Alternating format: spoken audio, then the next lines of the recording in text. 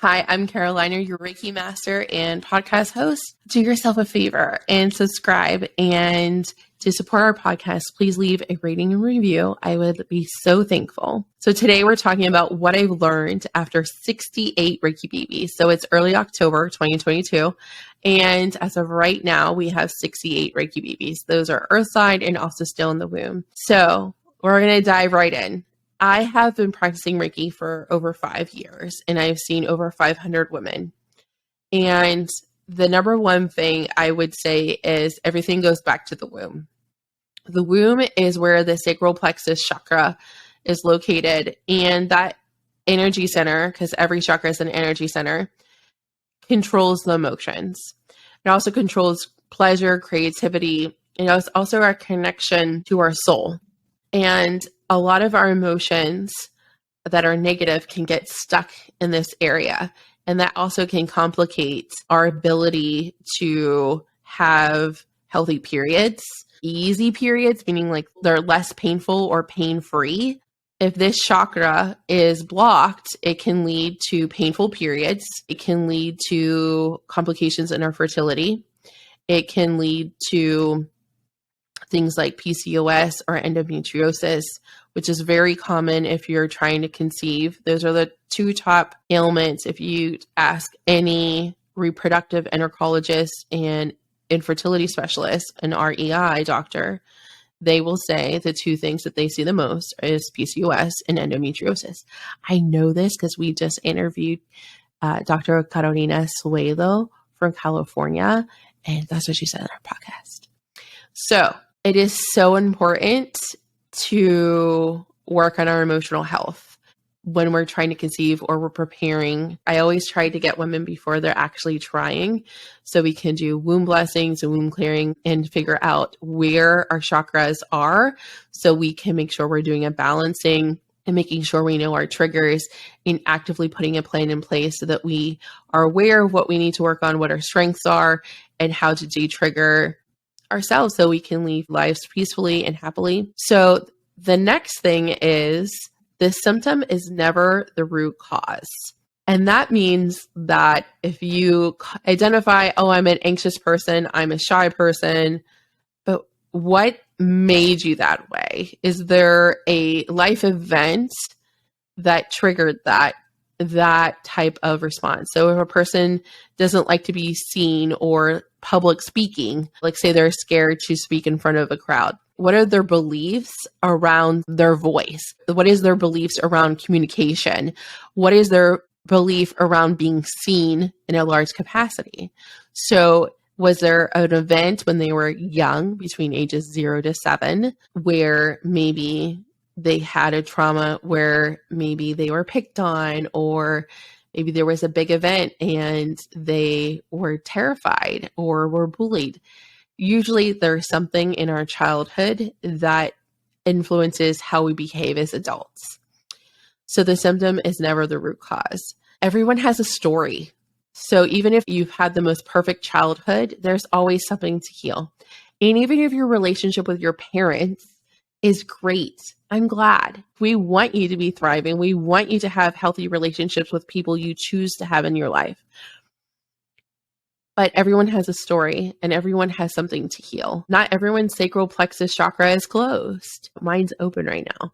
So you want your chakras to be open and flowing and connected so your energy can be optimized and your fertility can be optimized. So have as much compassion as possible because you don't know what other people are going through. They teach in elementary school, like, treat others the way you want to be treated. Is that the golden rule? I'm not sure. I'm drawing a blank here. But having compassion and operating as a priority in your life, I want to live with compassion. Having compassion for yourself, having compassion for others will also dramatically reduce your stress and also allow you to give grace and less judgment. And this is really a huge shift in perspective. Having the ability to lead with compassion allows you to hold space for people or give grace to yourself and just really proceed and have outcomes that are more positive than if you hadn't. And I think that that's really important as you heal, that you know that you'll have more capacity for that. To hold space for someone like I do is a true honor. This person is opening their energy to me, their soul, their heart, their emotions, their secrets. And that is a privilege. It is not something I take for granted. Holding space also is a skill set that you have to learn. It's more than just active listening. It's asking the right questions and when.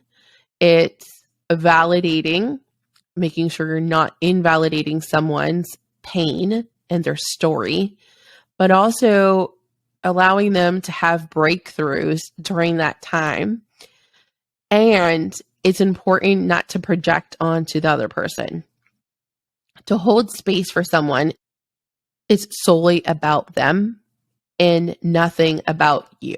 If they ask for your experience, then you can share it. But to hold space is truly an honor, because then you can witness their transformation. You can witness, they bear everything, their pain, their tears, their hopes, their fears. And it's super important to honor that sacred vulnerability. The last thing is, when the emotions get stuck, breathe them out. Have a ritual to release. It's really important that we know that emotions get stuck. As soon as they come in, we feel them and then we release them. We're trained as people to stuff our emotions, to shut our emotions off. The quicker that we're not crying, the better. Crying is an inconvenience. Crying is an embarrassment. That's what we're taught as a society. It's okay to feel your emotions. It's healthy to feel your emotions, but it's also needed to have a practice or ritual to release them. My favorite way is breath work. You feel an emotion for 90 seconds and then you just release it. You have to make a deliberate choice. Am I going to release this or am I going to hold on to it? I have already suffered enough in my life, and I actively have to remind myself to let go of things. And that has been a lesson I've learned a lot in my life and had to relearn it over and over again, because that's different. Letting go of people, situations, memories, possessions, anything. It's not an easy task. So sometimes we have to relearn life lessons. So letting go of emotions and having the skill to breathe them out is really going to be beneficial in how you continue to heal. The very last lesson is healing, no matter what modality you're going to do, is not a one-time event. Healing is a commitment, and you should have a relationship with healing, just like you have a relationship with your partner, your spouse, or money. You ever heard that, what's your relationship with money? How do you speak about it? I advocate for you to have a relationship with healing, and that may look like Reiki, or for some time I did trauma massage, and it was really good for me. I did hypnosis. I have tried different modalities of healing, and I always come back to Reiki. So it's super important for you to understand how you heal best. And sometimes different seasons of life determine what I want to do. Talk therapy really doesn't do much for me anymore. I live a very accelerated life. I have a lot of entrepreneurial things always cooking, different projects. So I'd like to move fast. I like my healing to move fast.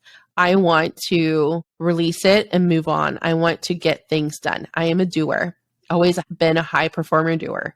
So for me, Reiki has allowed me to do that. Learning Reiki so that I can help heal myself is great.